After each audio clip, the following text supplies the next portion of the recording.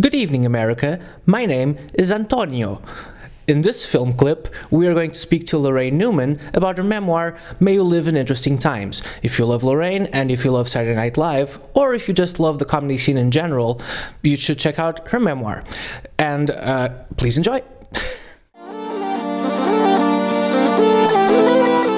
We have the lovely Laraine Newman on the show. And I would like to start off by saying that well, you just published your memoir, which I very much enjoyed. Yes. May You Live in Interesting Times. You guys should get it on Audible and everywhere, really. Amazon and stuff like that. It's everywhere, pretty much. And I read the whole thing. This was very enjoyable. Thank you. You're you're extremely candid throughout the whole thing. And It's not really a surprise, knowing you, but I get the impression that you of yourself think of yourself as a much less pleasant person than you are, I think. Because I've always known this lovely Laraine. Well, and I was like, who's this person? I had this conversation with my sister. I was staying with her for a while, and she was just walking around the kitchen, and she said, "I'm not a very nice person." And I said, "Are you kidding me? You are the nicest. Everybody loves you.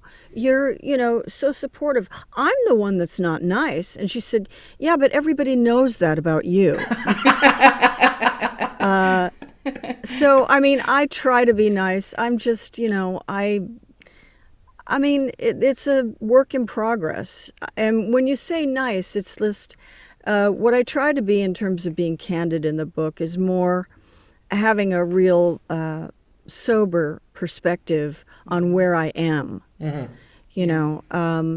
not to have any kind of delusions of grandeur, because when you read memoirs, oftentimes people sugarcoat things, don't talk about failure, don't talk about fear, insecurity, in the way that I was determined to do.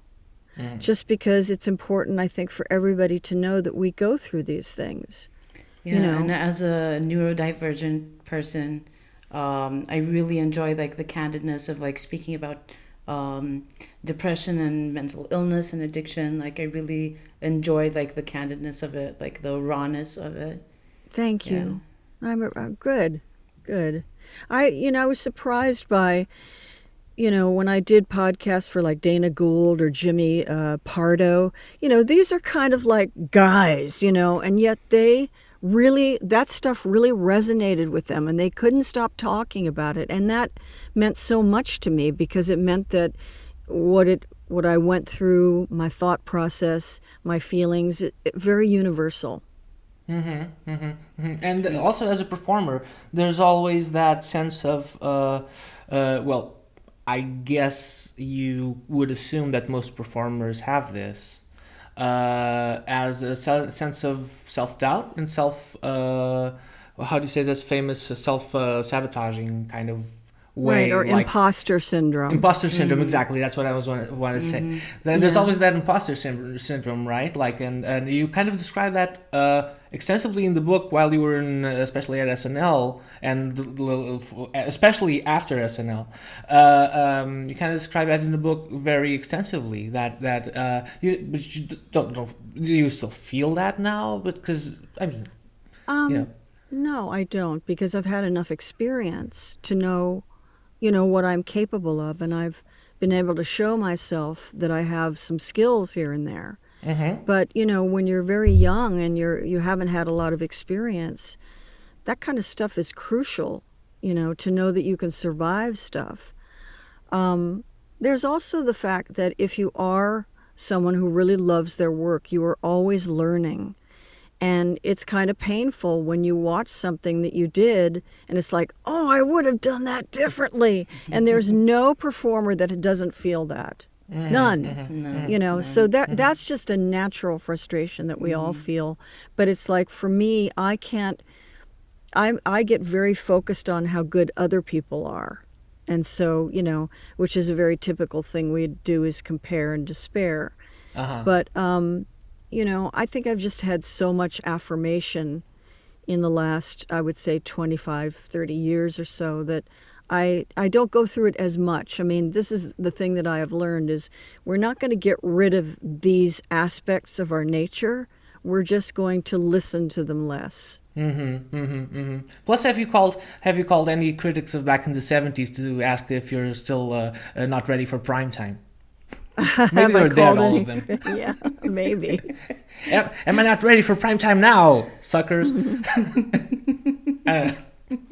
You bunch of morons. Okay, because you've written a memoir, you realize that you might have spoiled the hack joke of saying that's the name of my autobiography. Now, because now you have one. Yeah. So right. That's the name of my autobiography. Oh wait. Right. Is that the No, it same isn't. thing as like when you see like a homeless person, you go, "That's my agent," or "That's my ex-husband"? Is that the same thing where someone says, and then my ass fell off? That's the name of my autobiography. Is that what you're referring to? Yes. Okay. Yeah. All right. Yes. So now you can say anymore like, that's the name of my autobiography. Oh, no, because I haven't. Because now that you have a memoir, well, I never thought of that. That is absolutely just taken me out of that world of possibility. I feel terrible. Well, here's a motive to do anything, like just ruin hack jokes. Yeah. It's not just I don't like to shit talk jokes. I mean, not to badmouth jokes and stuff like that. Like any joke is whatever. Apart from that's what she said. That's what your mother said. It can be very funny, but It usually isn't. It usually isn't. Then again, people will disagree. People Or will if disagree if on a a lot of things. If a story goes nowhere, this is my favorite one. This is Paul Rubens' one, which is when you tell a story that goes nowhere, he'll go, "I love that story."